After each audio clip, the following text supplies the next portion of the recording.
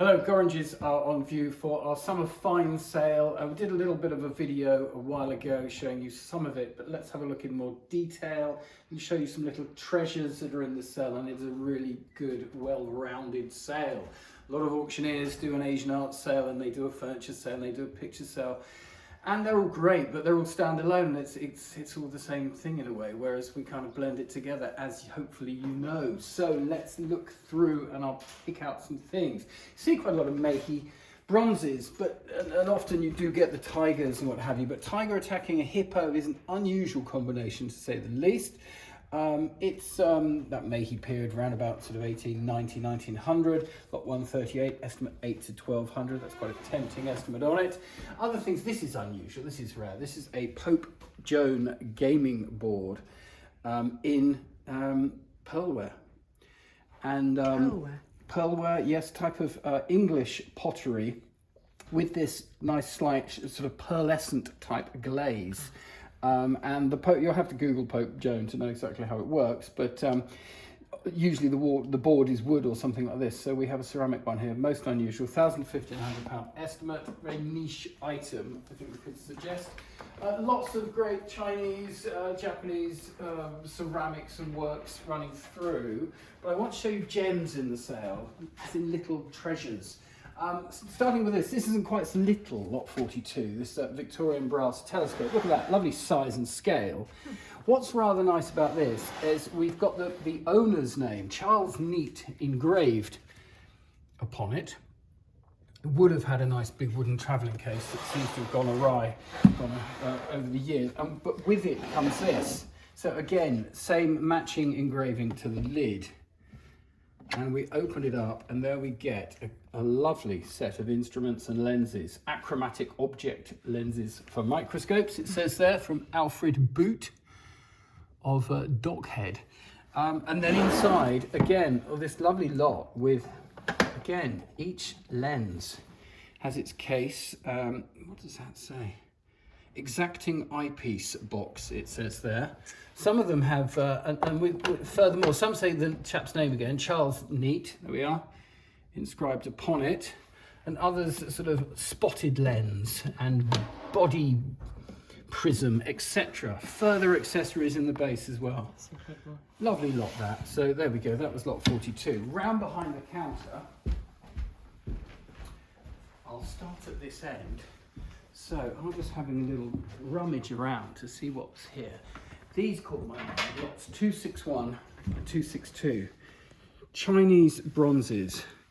And you can't see it, but the weight, they're incredibly heavy and dense. Feel the weight of that.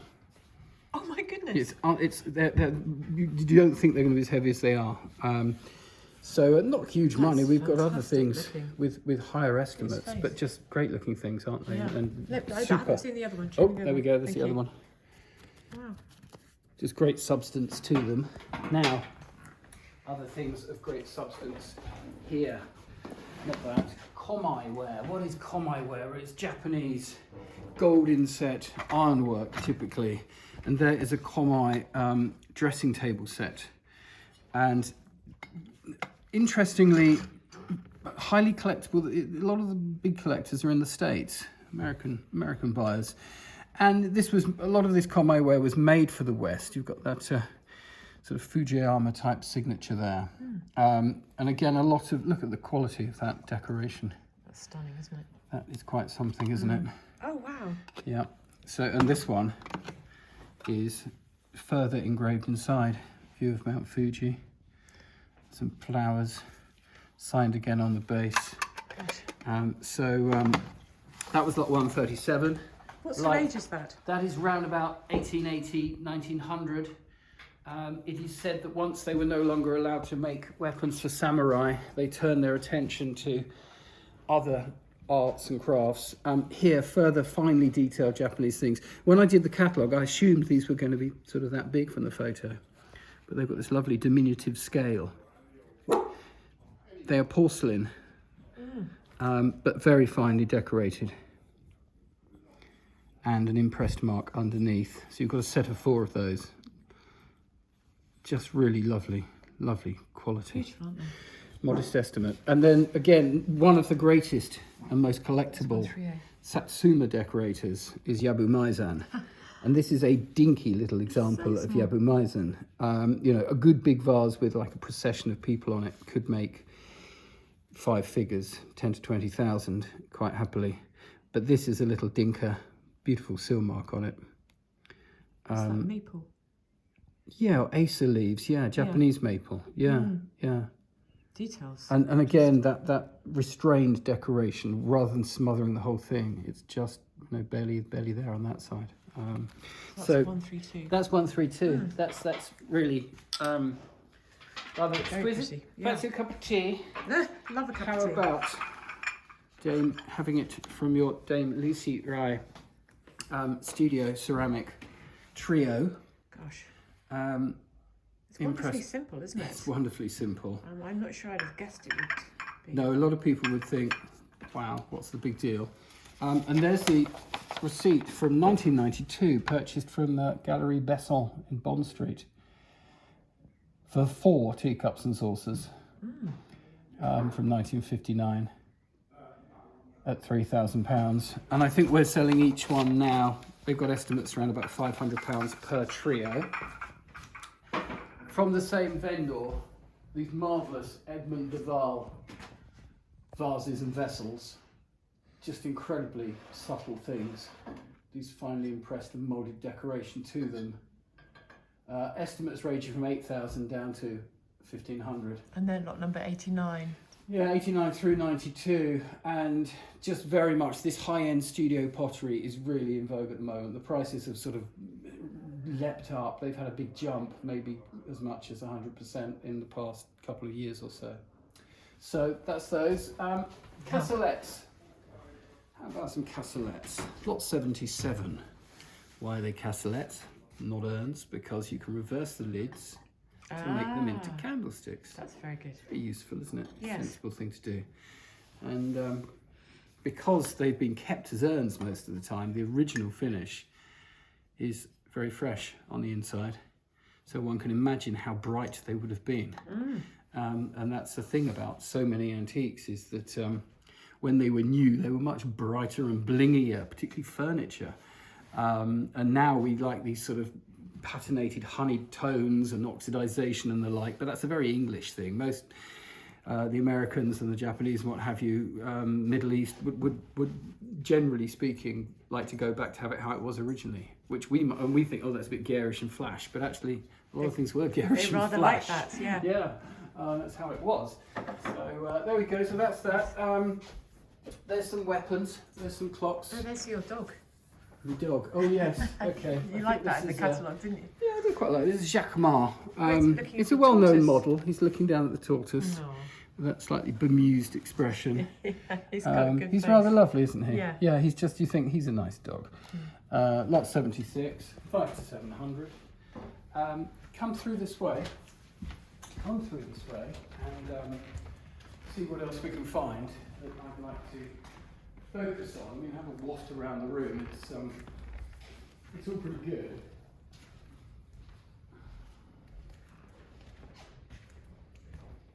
Nice Greek picture here, off Corfu or somewhere similar. Unusually large, that. Colours are fantastic, Yeah. aren't they? Economy, estimate 15 to 20,000. Yeah, that's lovely. You can feel the heat. You can. I like the clock as well. Isn't that super? Yeah, that's a smart looking clock. It's been, I would think that's been restored some years ago and now had a bit of sun bleaching over the top, causing a few cracking. But yeah, lovely rich colour. Yeah, very good original condition. It's a striking clock. The 3 holes give you the clue that the 3rd hole runs the strike train that will play a sort of musical thing, or Westminster chime or something similar. So that's lot 279. It's a great big lump. That is lot 279, And, 12 to 1400. And the The economy is lot 408. fantastic. Then through here, passing some Dutch. Sorry, I'm just looking at him. I haven't seen him before. Looking at who him? That's This goodness me, bird here is Heron. big bird. It's an impressive Meissen heron, we say. Gosh, It certainly is, isn't it? it really is. A large example. Looks like it's going to come to life. That is lot 112, 6 to 8,000. Should you require one? No thanks. There, go, Rocky, go. Thank you. I'm just going to show Yeah. because it looks so nice. looks so good. So, as ever, the pictures run around the room in date order as they pretty much presented in the catalogue. So we get these nice sort of old mastery things to start with and some portraits. And let me show you a couple here. This is quite nice. This is John Dean Pool, or Circle of. It's a view along the Thames. I forget the buildings, but I did identify them. They're in the catalogue. Lot 3, 6, 7. Quite sort of influenced by Cassalettes and quite sort of documentarily painted. Another interesting one of similar is 373. This is a view of Dublin. Not signed, but interesting for the detail and the name of this Holland haberdashers and what have you. And the gunpowder works there. Nice. Then, oh, silver, here we are. That's you fancied posh spade. This spade, Lady Holden cut the first sod on the site of the cotton spinning mills to be erected at Sharples, Bolton, no less. There we go. 1920. 1920. Amazing, eh? Yeah. And fully silver. That's all silver and oak shaft by the looks of things. That is lot 550. And then much more recent, but really nicely made, 547, 1980s. Is it really? Gosh. Yeah, so that's what I was showing you this earlier, and it's for 1980. It's really well made. It's very crisp and detailed. Okay, it's oxidised a bit in the depths, but it's very crisp and detailed, and it weighs a ton. They've got lots of silver in it. Yeah. Really solid. So did you say that it was for flowers? Well, it's whatever you want it to be, but I would think it's for flowers. Yeah. Yeah. Yeah. Sitting upon this rather impressive Yes. Victorian table. So we get lots of breakfast tables, but 317 is unusually large proportions, the breakfast or centre. Yeah. Really generous underneath. The inlay, is it period? Well, we think probably not. We think it's probably later, but it's good looking. It's a very decorative piece. Carrying on, there's plenty of good pictures here that I'm sort of drifting past, but that's why we have viewings. You can come and look at them. But I carry on down here. How about John Anthony Park? Classic Newlyn painter. This is warmth again. Yeah, it has, hasn't it? Yeah. We've got a theme going here. Fabulous sort of reflection and sunlight on the water. Really nice, original, untouched condition. Hasn't been relined. Probably never been cleaned. Original frame falling apart, but at heart it's solid and sound and a really nice thing. Lot 420, 8 to 12,000, we say. He also painted that one, just to show how his main thing was sort of harp scenes of the water, but he obviously turned his hand elsewhere from time to time. And then another Cornish painting, but this one by a Chinese artist, Teng Hiok Tu. And this was painted in 1930 when he was in England, and then his style evolved over the years, but it's sort of, that's quite an unusual thing. 2.5 to 3, we said, on that. More silver in the cabinets, some interesting medals. Here's a gem. We were talking gems, weren't we? And I sort of drifted off that. But here's two contrasting gems. Lot 339, stunning miniature, apparently unsigned, but beautifully painted, and those are diamonds. So diamond set, plain back, nice thing. And that would be worn, would it? No, I don't think. I think it would be treasured. You know, it would Right. be kept in a leather case or hung by one's bedside or wherever one wanted to treasure it. And so another lovely little thing, but very different. Lot 434 is Samuel Margolies, and that's an etching. The detail in this is fantastic. Yeah. Babylon is the title, clearly with some irony.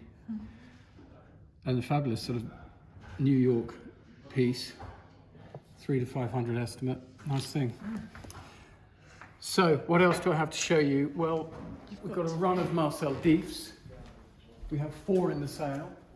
Drifting past a Gerald Cooper. There's a really nice Bennett Oates as well. Dief, you've got Prints? Yeah, lots of Larry Prints. Dief, you've got Dief when he was early on here. Yeah, that one. Got 454. And then later in life, he gets a bit freer and fuzzier. 455. Don't we all? And his favourite muse, Claudine, showing there. That's 456. 456. Very good.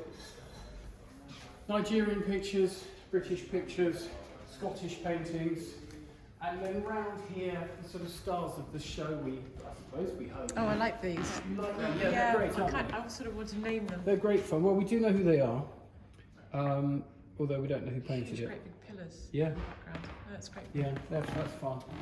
So yes, the big money's on Banksy's, and 3 Banksy prints from the edition of 175, way back in the day in 2000 and whenever it was, they were printed and people didn't really rate them particularly, and you could pick those up for under £1,000 I think then. And over the years they've just gone up and up and up, and we're now looking at about £30,000 each on those. So this is Toxic Mary from a run of 600, and just in perfect condition. They've been kept in a folder all this time. We've put them in these frames for safekeeping.